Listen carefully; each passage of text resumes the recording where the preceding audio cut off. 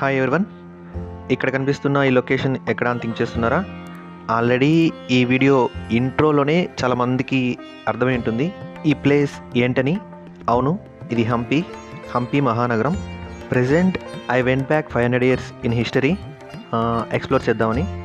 ఈ హంపి మహానగరం 500 years బ్యాక్ విజయనగర డైనెస్టీకి క్యాపిటల్. ఇది మీకు దూరంగా కనిపిస్తున్న ఆ వాటర్ అంతా తుంగభద్ర నది, అంటే హంపి తుంగభద్ర నది ఒడ్డున ఉంటుంది. ఇప్పుడు నేనున్న ఈ ప్లేస్ నుంచి ఈ హంపి మహానగరాన్ని మ్యాక్సిమం కవర్ చేయొచ్చు. ఇక్కడ నేను ఈ హంపిని హంపి మహానగరం అని ఎందుకంటున్నానంటే 500 years బ్యాక్ ఈ హంపి మహానగరం వరల్డ్లో లార్జెస్ట్ సిటీస్లో సెకండ్ ప్లేస్లో ఉండేదంట. First place Beijing, China. అంటే ఇక్కడ దేన్ని బేస్ చేసుకుని చెప్తున్నారంటే జనాభాని బేస్ చేసుకుని, అంటే పాపులేషన్. అప్పట్లో ఈ హంపి మహానగరంలో పాపులేషన్ 5 lakhs అంట. అదే బీజింగ్లో 6,70,000 పైనే ఉండేవాళ్ళంట పాపులేషన్. అందుకే ఆ బీజింగ్ ఫస్ట్ ప్లేస్లో ఉండేది, ఇది సెకండ్ ప్లేస్.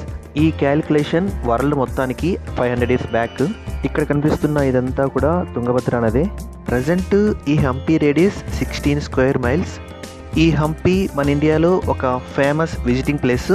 ఇక్కడ మనం విజిటింగ్ ప్లేస్ అనడం కన్నా ఇది ఒక డైనెస్టీ, ఒక రాజ్యం. మనం ఆ కాలంలో రాజ్యం, అక్కడ ఉన్న కట్టడాలు ఎలా ఉన్నాయి తెలుసుకోవాలంటే ఖచ్చితంగా మనం ఈ ప్లేస్ని విజిట్ చేయాలి.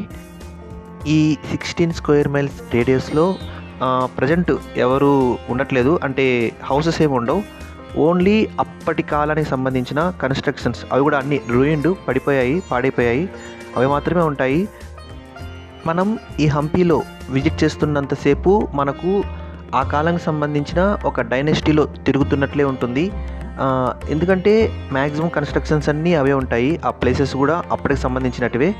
ఎందుకు ఇక్కడ ప్రజెంట్ ఎటువంటి పాపులేషన్ లేదు అంటే దానికి కారణం ఏంటంటే ఈ ప్లేస్, అంటే ఈ 16 kilometers స్క్వేర్ ఫీట్ ఉన్న ఈ ప్లేస్ మొత్తం యునెస్కో హ్యాండ్ ఓవర్లో ఉంది.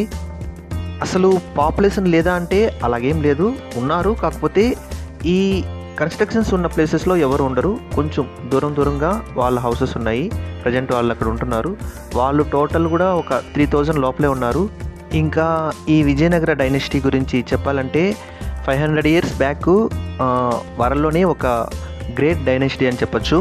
ఆ డైనెస్టీకి సంబంధించిన క్యాపిటల్ ఈ హంపి. ఈ హంపిలో ఉన్న విజిటింగ్ ప్లేసెస్ అన్నీ మనం క్లియర్గా చూడాలంటే మనకు నియర్లీ ఒక 5 to 6 days అన్న కావాల్సి ఉంటుంది. అంత బాగుంటుంది. మనం ఎక్కడ ఏ ప్లేస్ని స్కిప్ చేయలేం. హిస్టారికల్ ప్లేసెస్ని, హిస్టరీని ఇష్టపడే వాళ్ళు ఈ ప్లేస్ని చాలా ఎంజాయ్ చేస్తారు. ఇక్కడున్న ప్రతి కన్స్ట్రక్షన్ ఒక మిస్టరీగానే అనిపిస్తుంది మనకు. నేను ఈ ప్లేస్ని 4 daysలో విజిట్ చేయొచ్చేమో అనుకున్నాను, కానీ నాకు సరిపోలేదు. ఈ వీడియోలో మనం ఈ హంపికి ఎలా వెళ్ళాలి, ఎక్కడ స్టే చేయాలి, ఫుడ్, అలాగే ఇక్కడ ఏమేమి ఉన్నాయి చూడడానికి, వీటన్నిటి గురించి కొంచెం డీటెయిల్గా చూద్దాం. ఈ హంపికి సంబంధించిన టోటల్ ఇన్ఫర్మేషన్ నేను ఈ ఒక్క వీడియోలోనే అప్లోడ్ చేయలేను, ఎందుకంటే ఆల్రెడీ చెప్పాను ఇది ఒక బిగ్ టూర్. కాబట్టి ఈ హంపి టోటల్ టూర్ని కొన్ని ఎపిసోడ్స్గా అప్లోడ్ చేయాలని ట్రై చేస్తున్నాను. సో నా అప్కమింగ్ ఎపిసోడ్స్లో ఈ విజయనగర డైనెస్టీ గురించి, అలాగే ఈ హంపి క్యాపిటల్ గురించి, ఇక్కడ ఉన్న విజిటింగ్ ప్లేసెస్ గురించి డీటెయిల్డ్గా ఇంకా హిస్టారికల్గా తెలుసుకోవడానికి ట్రై చేద్దాం. ఈ విజయనగర సామ్రాజ్యాన్ని 1336లో హరిహరరాయలు, బుక్కరాయలు అనే ఇద్దరు, అంటే వాళ్ళిద్దరు అన్నదమ్ములు, వాళ్ళిద్దరూ క్రియేట్ చేశారు. అది ఫస్ట్ అనెగొంది అనే ఒక ప్లేస్ని క్యాపిటల్గా చేసుకొని, ఇప్పుడు ఆ ప్లేస్ ఈ హంపికి దగ్గరలోనే ఉంటుంది, ఒక 20 kilometers డిస్టెన్స్లో ఉంటుంది. సో ఈ విజయనగర సామ్రాజ్యానికి మొదటి రాజధాని అనగొంది. ఆ తర్వాత కొద్ది రోజులకే వాళ్ళు అనగొంది నుంచి ఈ హంపికి వాళ్ళ రాజధానిని మార్చుకుంటారు. అప్పటి నుండి అంటే 1336 నుండి 1646 వరకు మొత్తం 28 మంది రాజులు పరిపాలించారు ఈ విజయనగర రాజ్యాన్ని. వీరందరూ 4 వేరే రాజవంశాలకి చెందిన వాళ్ళు. అంటే సంగమ, సాలువ, తులువ, అరవీటి అనే 4 రాజవంశాలకు చెందిన వాళ్ళు ఈ 28 మంది రాజులు. వీళ్ళల్లో చాలా చెప్పుకోదగ్గ రాజులు ఉన్నా వాళ్ళందరిలోకి గొప్పవాడు శ్రీకృష్ణదేవరాయలు. ఈయన పేరు, ఈయన గురించి మనందరికీ బాగా తెలుసు. ఇంకా ఈ హంపి విషయానికి వస్తే ఆల్రెడీ చెప్పుకున్నాము విజయనగర సామ్రాజ్య రాజధాని అని. కానీ విజయనగర సామ్రాజ్యం రూలింగ్లో ఉన్నప్పుడు ఈ హంపిని విజయనగరం అని పిలిచేవాళ్ళు. అంటే విజయనగర సామ్రాజ్య రాజధాని పేరు విజయనగరం, అలా పిలిచేవాళ్ళు ఈ హంపీని. సో ఈ హంపి 1565 వరకు విజయనగర సామ్రాజ్యానికి రాజధానిగా ఉండింది. 1565లో జరిగిన ఒక యుద్ధం, అది రాకాసి తంగడి లేదా తాలికోట యుద్ధం అంటారు. ఆ యుద్ధంలో బహమనీ సుల్తాన్ల సైన్యం అప్పటి విజయనగర సామ్రాజ్య రాజైన అలియ రామరాయల్ని ఓడించి ఈ హంపిని నాశనం చేశారు. అప్పటి వరకు ఈ హంపి విజయనగర సామ్రాజ్యానికి రాజధానిగానే ఉండింది. ఆ తర్వాత విజయనగర రాజులు పెనుగొండని రాజధానిగా చేసుకొని పరిపాలన కొనసాగించారు. అలాగే వాళ్ళ తర్వాత రాజధాని చంద్రగిరి. ఈ తాలికోట యుద్ధం గురించి చెప్పాలంటే చరిత్రలో కొన్ని పెద్ద యుద్ధాలు జరిగాయి. వాటిల్లో ఈ యుద్ధం కూడా ఒకటి. ఈ యుద్ధం జరిగేటప్పుడు విజయనగర సామ్రాజ్యానికి రాజు అలియ రామరాయలు.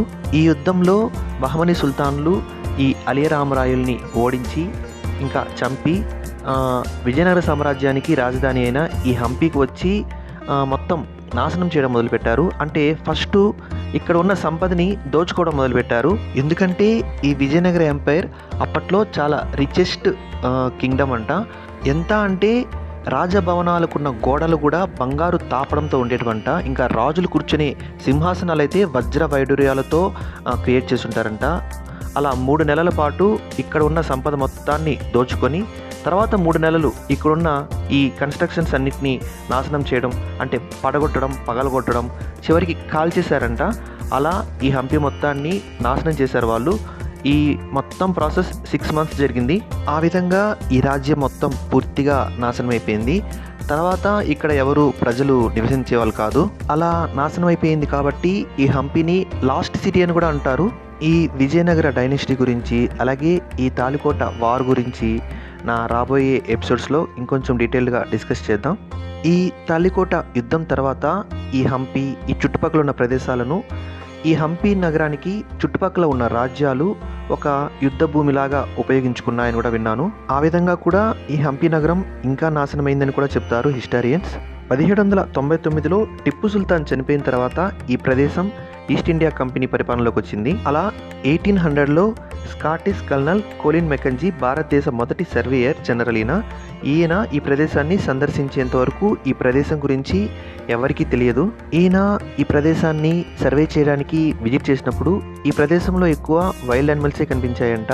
అలాగే ఎవ్రీ ప్లేస్ అసలు గుర్తుపట్టడానికి వీలు లేనంతదిగా పాడైపోయిందంట.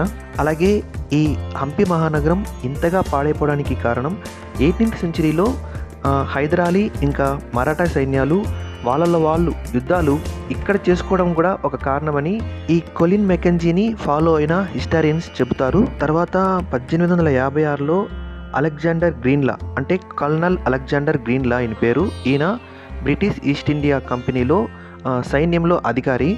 ఈయనకి ఫోటోగ్రఫీలో ఉన్న ఇంట్రెస్ట్ వల్ల ఈ ప్రదేశాన్ని ఆయన సందర్శించినప్పుడు ఫస్ట్ టైం ఇక్కడున్న ఈ కన్స్ట్రక్షన్స్ని, అంటే ఈ పడిపోయిన కన్స్ట్రక్షన్స్ అన్నిటినీ ఫోటోలు తీయడం మొదలుపెట్టారంట. ఆ విధంగా ఫస్ట్ టైం ఈ ప్రదేశాన్ని ఫోటోలు తీసిన వ్యక్తి ఆయనే. ఇప్పుడు అప్పట్లో ఆయన తీసిన ఫోటోలని ఒకసారి చూద్దాం. ఎందుకంటే ఈ హంపి మహానగరం గురించి ప్రపంచానికి తెలియకముందు ఈ హంపి ఎలా ఉన్నిందో మనకు తెలుస్తుంది ఆ ఫోటోలను చూస్తే. ఇది 1856లో తీసిన కృష్ణ టెంపుల్, హేమకోట హిల్. ఇది విఠల్ టెంపుల్. అక్కడ ఒక స్తంభం కనిపిస్తోంది కదా, అది ఇప్పుడు అక్కడ లేదు. ఇది కూడా విఠల్ టెంపులే. ఇది హంపిలో ఫేమస్ లక్ష్మీ నరసింహస్వామి స్టాచ్యూ. ఇది లోటస్ మహల్. ఇది విఠల్ టెంపుల్లోని రాతి రథం.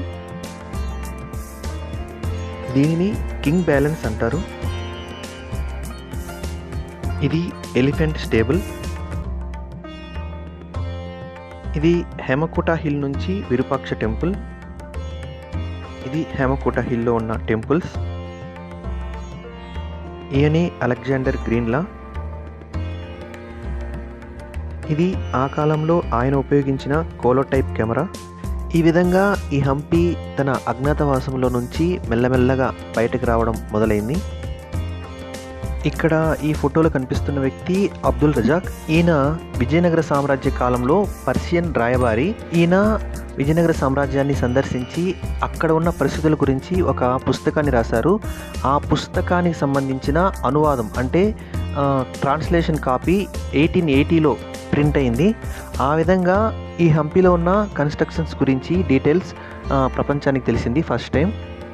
ఇంకా జియోలాజికల్గా ఈ హంపి మహానగరం గురించి చెప్పాలంటే ఈ హంపి దక్కన్ ట్రాప్స్ పైన ఉంది. అలాగే ఈ ప్లేస్ మొత్తం గ్రానైట్ రాళ్ళతో నిండి ఉంటుంది. ఇక్కడ జరిగిన కన్స్ట్రక్షన్స్ అన్నీ కూడా ఇక్కడున్న ఈ గ్రానైట్ రాళ్ళతోనే కన్స్ట్రక్ట్ చేశారు. అలాగే ఇక్కడ ఉన్న గుడి గోపురాలను మాత్రం డిజైన్స్ కోసం ఇటుకరాళ్లతో కన్స్ట్రక్ట్ చేశారు. ఈ హంపి మహానగరం క్రియేట్ అయిన ఈ ప్రదేశం మొత్తం ఒక డిఫరెంట్ ప్లేస్. చూడడానికి కూడా మనకు అలాగే కనిపిస్తుంది. ఇక్కడున్న బండల్ని చూస్తే మనకు అర్థమవుతుంది ఇవి ఎంత డిఫరెంటో. చిన్న చిన్నవి, పెద్ద పెద్దవి, అలా సపరేట్గా ఉన్నట్టుంటాయి ఇక్కడున్న బండలన్నీ. ఇలా ఇక్కడ రాళ్ళు ఏర్పడటానికి కారణం ఏంటంటే ఈ గ్రానైట్ రాళ్ళలో పగుళ్ళు ఏర్పడి ఆ పగుళ్ళలో వర్షపు నీరు ప్రవహించడం వల్ల ఇలా తయారవుతాయంట రాళ్ళు. పైగా ఈ హంపి మహానగరం తుంగభద్ర నది ఒడ్డున ఉంటుంది. సో ఈ తుంగభద్ర నదికి ఫ్లడ్స్ వచ్చినప్పుడు ఆ వాటర్ వల్ల కూడా ఇక్కడ ప్రదేశాలలో కొన్ని చేంజెస్ వచ్చుంటాయి. ఈ విధంగా రాళ్ళల్లో చేంజెస్ రావడాన్ని ఇన్సెల్బర్గ్ అంటారు. ఈ వర్డ్ జర్మన్ వర్డ్. ఈ పదానికి అర్థం అవశేష లక్షణం అని. ఇంకా ఈ ఇన్సెల్బర్గ్స్ని నబ్బిన్స్, కుప్పీస్, టోర్స్ అని డిఫరెంట్ నేమ్స్తో కూడా పిలుస్తుంటారు. అంటే ఈ ఇన్సెల్బర్గ్కి మీనింగ్ పెద్ద పెద్ద రాళ్ళ కుప్పలు. అలాగే టోర్స్ అంటే చిన్న రాళ్ళ కుప్పలు అని జియాలజిస్ట్ చెప్తుంటారు. ఈ టైప్ ఆఫ్ ప్లేసెస్ ఎక్కువ ట్రాపికల్ రీజన్స్లో ఉంటాయంట, అంటే ఉష్ణమండల ప్రాంతాలలో ఉంటాయంట. ప్రజెంట్ ఈ హంపీలో 16,000 మాన్యుమెంట్స్ ఉన్నాయి. అంటే ఆ కాలం నాటి స్మారక చిహ్నాలు. మొత్తం 41.5 చదరపు కిలోమీటర్లు. ఆల్రెడీ చెప్పుకున్నాం 16 స్క్వేర్ మైల్స్ అని ఈ హంపి మహానగరం విస్తరించి ఉంది. ఈ స్మారక కట్టడాలలో 60కి పైగా హిందూ దేవాలయాలు ఉన్నాయి, 6 జైన దేవాలయాలు ఉన్నాయి, ముస్లిమ్స్కి సంబంధించిన ఒక మసీద్ ఉంది, అలాగే ఒక సమాధి కూడా ఉంది. చాలా స్మారక చిహ్నాలు ఉన్నాయి. ప్రజల కోసం పెద్ద మార్కెట్లు ఉన్నాయి. నీటిపారుదల వ్యవస్థ కోసం కొన్ని కన్స్ట్రక్షన్స్ ఉన్నాయి. ఇంకా హిందూ దేవతలను వర్ణించే కళాకృతులు ఉన్నాయి. ఇక్కడ ఉన్న ఈ కన్స్ట్రక్షన్స్ని మ్యాక్సిమం ద్రావిడ శైలిలోనే నిర్మించారు. అలాగే కొన్ని కన్స్ట్రక్షన్స్ని ఇండో ఇస్లామిక్ స్టైల్లో కూడా నిర్మించారు. ఈ హంపీని 1986లో యునెస్కో వరల్డ్ హెరిటేజ్ సైట్గా డిక్లేర్ చేసింది. అలాగే ఈ ప్లేస్ మొత్తం ప్రజెంట్ ఆర్కియాలజీ డిపార్ట్మెంట్ హ్యాండ్ ఓవర్లో ఉంది. ఇది ఈ హంపీకి సంబంధించిన బ్రీఫ్ ఇన్ఫర్మేషన్, అంటే హిస్టరీకి సంబంధించి. ఇంకా ఈ హంపీకున్న బార్డర్స్ గురించి చెప్పాలంటే ఒకవైపు తుంగభద్ర నది, మిగిలిన 3 వైపులు హిల్స్ ఉంటాయి. వీటి వల్ల ఈ హంపి ఇంకా మనకు చాలా బ్యూటిఫుల్గా కనిపిస్తుంది. ఇవే కాకుండా ఈ హంపి చుట్టుపక్కల ప్యాడీ ఫీల్డ్స్, ఇంకా బనానా ప్లాంటేషన్స్ కూడా కనిపిస్తుంటాయి. సో ఇక్కడున్న ఈ మిస్మరైజింగ్ లొకేషన్స్, అలాగే ఈ కన్స్ట్రక్షన్స్, ఈ హంపి మహానగరానికి ఉన్న హిస్టరీ, వీటన్నిటి వల్ల టూరిస్టులు ఇక్కడికి రావడానికి బాగా ఇంట్రెస్ట్ చూపిస్తుంటారు. అలాగే ఇక్కడ ఉన్న ప్రతి కన్స్ట్రక్షన్ మనల్ని సర్ప్రైజ్ చేస్తూనే ఉంటుంది. ఈ హంపిలోనే కాదు, ఈ హంపికి దగ్గరలో కూడా ఏ ప్రదేశం చూసినా ఏదో ఒక కన్స్ట్రక్షన్ మనకి కనిపిస్తూ ఉంటుంది. అంటే పాడైపోయిన ఆ కాలం నాటి కన్స్ట్రక్షన్స్, అవన్నీ కూడా మనల్ని బాగా అట్రాక్ట్ చేస్తుంటాయి. ఇంకా ఈ హంపి లొకేషన్ గురించి చెప్పాలంటే ప్రజెంట్ ఈ హంపి నార్థన్ కర్ణాటక విజయనగరం డిస్టిక్లో ఉంది. ఈ విజయనగరం డిస్టిక్ని లేటెస్ట్గా క్రియేట్ చేశారు, అంటే 2021లో. అంతకుముందు ఇదంతా బళ్ళారి డిస్టిక్ కిందే ఉండేది. అలాగే ఈ హంపి స్టేట్ క్యాపిటల్ బెంగళూరు నుంచి 350 కిలోమీటర్ల దూరంలో ఉంటుంది. ఈ హంపిని మనం రీచ్ అవ్వడానికి అన్ని రకాల వేస్ మనకు అవైలబుల్లో ఉన్నాయి, అంటే రోడ్, రైల్ అండ్ ఎయిర్ వేస్. కానీ అందరూ ఎక్కువగా రోడ్నే యూజ్ చేస్తుంటారు. ఇంకా ఈ హంపికి నియరెస్ట్ రైల్వే స్టేషన్ హోస్పేట్. ఇక్కడ నుంచి, అంటే ఈ హంపి నుంచి హోస్పేట్కి జస్ట్ ఒక 12 కిలోమీటర్స్ డిస్టెన్స్ ఉంటుంది అంతే. ఇంకా ఈ హంపిలో మనం లోకల్లో విజిట్ చేయడానికి, అంటే తిరగడానికి లోకల్లో ఆటోస్, ట్యాక్సీస్ మనకు అవైలబుల్లో ఉంటాయి. ఇంకా ఈ హంపి టెంపరేచర్ విషయానికి వస్తే యాక్చువల్లీ ఈ హంపి కొంచెం హీట్ అండ్ డ్రై ప్లేస్. ఎప్పుడూ టెంపరేచర్స్ ఎక్కువగానే ఉంటాయి. సో సమ్మర్లో మనం ఈ ప్లేస్ని విజిట్ చేయడం అంటే కొంచెం టఫ్ అని చెప్పచ్చు. కాబట్టి వింటర్, మాన్సూన్ని మనం ప్రిఫర్ చేయడం బెస్ట్. ఇంకా అకామిడేషన్ విషయానికి వస్తే ఈ హంపికి దగ్గరలో ఉన్న హోస్పేట్లో మనకు అన్ని రకాల బడ్జెట్స్లోనూ అకామిడేషన్స్, అంటే హోటల్స్ అవైలబుల్లో ఉంటాయి. కాకుంటే అక్కడ నుండి ఈ హంపికి ఎవ్రీ టైం 12 కిలోమీటర్స్ మనం ట్రావెల్ చేయాల్సి ఉంటుంది. అది మనం కొంచెం ఆలోచించుకోవాలి. ఇక్కడ హోస్పేట్ కన్నా మనకు వేరే బెస్ట్ ఆప్షన్ ఉంటుంది, అది కమలాపూర్. ఇక్కడ నుంచి అంటే ఈ హంపి నుంచి మనకు కమలాపూర్ జస్ట్ 3 కిలోమీటర్స్ డిస్టెన్స్ ఉంటుంది అంతే. ఈ కమలాపూర్లో కూడా మనకు అకామిడేషన్స్ అన్నీ అవైలబుల్లో ఉంటాయి.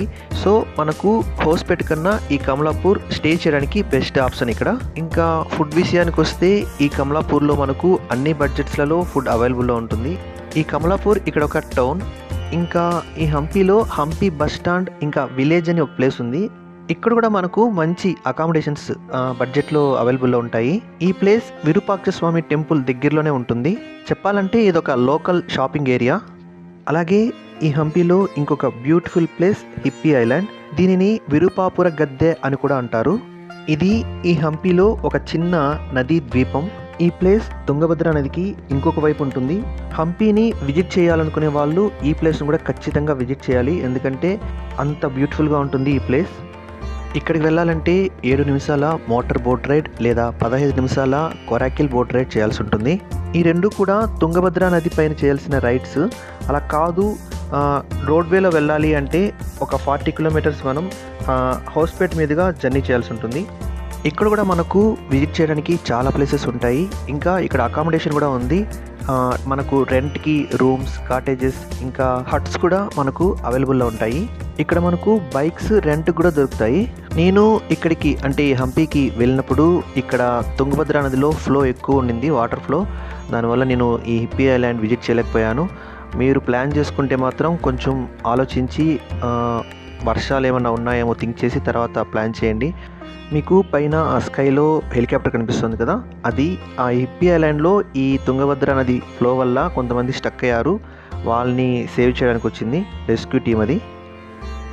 ఇంకా మనం ఈ హంపీలో ఎక్కడ ఉన్నామో తెలుసుకునేందుకు రూట్ మ్యాప్స్ కూడా అవైలబుల్లో ఉంటాయి. అలాగే ఇక్కడ మనకు గైడ్స్ కూడా అవైలబుల్లో ఉంటారు. ఇక్కడ ఉన్న ప్లేసెస్ గురించి డీటెయిల్డ్గా ఎక్స్ప్లెయిన్ చేయడానికి కావాలంటే మనం వాళ్ళని హైర్ చేసుకోవచ్చు. ఈ వీడియోలో మీకు కనిపిస్తున్న ఈ లొకేషన్స్ అన్నీ ప్రజెంట్ హంపి పొజిషన్ ఇది. అక్కడున్న ప్లేసెస్ ప్రస్తుతానికి ఇలా ఉన్నాయి. ఆల్రెడీ చెప్పుకున్నాం ఒకప్పుడు ఎంతగా నాశనం అయిపోయిందో ఈ ప్లేస్. 18th సెంచరీ వరకు ఈ ప్లేస్ మొత్తం ఒక బ్యాటిల్ గ్రౌండ్, అంటే ఒక యుద్ధ భూమి. ఆ పొజిషన్ నుంచి ప్రజెంట్ ఈ పొజిషన్కి వచ్చింది ఈ ప్లేస్. ఎందుకంటే ఈ ప్లేస్ మొత్తం ఆర్కియాలజీ డిపార్ట్మెంట్ హ్యాండ్ ఓవర్లో ఉంది. అలాగే ఇది యునెస్కో వరల్డ్ హెరిటేజ్ సెంటర్ కూడా. ఇక్కడ మిగిలి ఉన్న ఈ కన్స్ట్రక్షన్స్ని వీళ్ళు సేవ్ చేస్తూ ఇలా మెయింటైన్ చేస్తున్నారు. ఇంకా మనం ఇక్కడ చూడవలసిన ప్లేసెస్ గురించి చెప్పాలంటే ఇవి 2 టైప్స్గా డివైడ్ అయి ఉంటాయి. ఒకటి సేక్రెడ్ సెంటర్స్, 2 రాయల్ సెంటర్.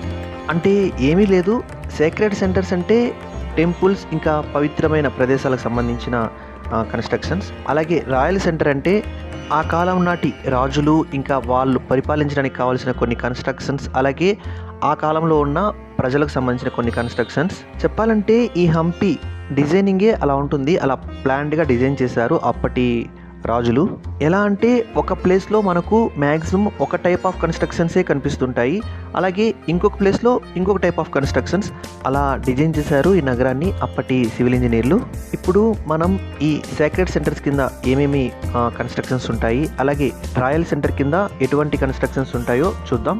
వాటి గురించి మ్యాక్సిమం ఫుల్ డీటెయిల్స్ నేను నా నెక్స్ట్ రాబోయే ఎపిసోడ్స్లో అప్లోడ్ చేస్తాను. మనం ఆల్రెడీ చెప్పుకున్నట్లు సేక్రెడ్ సెంటర్ కింద టెంపుల్స్ ఇంకా అదర్ రిలీజియస్ సిగ్నిఫికెంట్ సైట్స్ ఉంటాయి. అంటే Malyavanta hill, Raghunath temple, Badavi Linga, Ugra Narasimha, Uddana Veerabhadra temple, Krishna temple, Sasivekalu Ganapati, Kadalekalu Ganapati, Hemakuta hill, Virupaksha temple, monolithic Nandi, Achyutaraya temple, Kodandarama temple, Chakratirtha, Sugriva's cave, Purandara Mandapa, ruined bridge, king's balance, Vittal temple. ఇవన్నీ మనకు సేక్రెడ్ సెంటర్స్ కింద వస్తాయి. రాయల్ సెంటర్ కింద విజయనగర కింగ్స్ ప్యాలెస్ ఇంకా మెట్రోపాలిటన్ విజయనగరకు సంబంధించిన కొన్ని కన్స్ట్రక్షన్స్ ఉంటాయి. అంటే lotus Mahal, watch tower, elephant stable, guards quarters, underground temple, queen's bath, Mahanavami Dibba, Pushkarini, secret chamber, king audience hall, Hazararama temple, Hampi bazaar, courtesan street, Vittal bazaar. ఇవన్నీ రాయల్ సెంటర్స్ కింద వస్తాయి. ఇవన్నీ ఈ హంపిలో ఉన్న విజిటింగ్ ప్లేస్ నేమ్స్. వీటి గురించి డీటెయిల్స్ నేను నా నెక్స్ట్ ఎపిసోడ్స్లో అప్లోడ్ చేస్తాను. మ్యాక్సిమం ఫుల్ డీటెయిల్స్ ఇవ్వడానికి ట్రై చేస్తాను. ఇప్పటి వరకు ఈ ఎపిసోడ్లో నేను మెన్షన్ చేసిన డీటెయిల్స్ మొత్తం నా ఎక్స్ప్లోరేషన్ అండ్ నా రీసెర్చ్లో భాగంగా నేను తెలుసుకున్న విషయాలు మాత్రమే. వీటిలో ఏవైనా మిస్టేక్స్ ఉంటే నన్ను ఎక్స్క్యూజ్ చేసి కామెంట్ సెక్షన్లో కామెంట్ చేయండి. నేను కూడా ఆ డీటెయిల్స్ తెలుసుకుంటాను. హిస్టరీ ఎప్పుడు ఒక్కొక్కరికి ఒక్కొక్క రకంగా అర్థమవుతుంది. దానికి కాజ్ ఏంటంటే దాన్ని ఎవరు చూసుండ్రు. ఆ కాలం నాటి రాజుల శాసనాలు ఇంకా కొన్ని ఆ కాలం నాటి రచనలు మాత్రమే హిస్టరీకి ఆధారాలు కాబట్టి. ఇంకా పురాణాల ప్రకారం హంపీకి సంబంధించిన డీటెయిల్స్ గురించి ఆల్రెడీ నేను ఒక వీడియో చేశాను. ఆ వీడియోకి సంబంధించిన డీటెయిల్స్ నేను డిస్క్రిప్షన్లో ఇస్తాను. అలాగే ఈ వీడియో ఎండ్ స్క్రీన్లో థంబ్నెయిల్ ఉంటుంది, ఒకసారి చెక్ చేయండి. Okay, if you like my explanation please subscribe my channel and if you like this video please like and share this video. త్వరలో నా తర్వాత వీడియోలో మళ్ళీ కలుద్దాం. Thank you.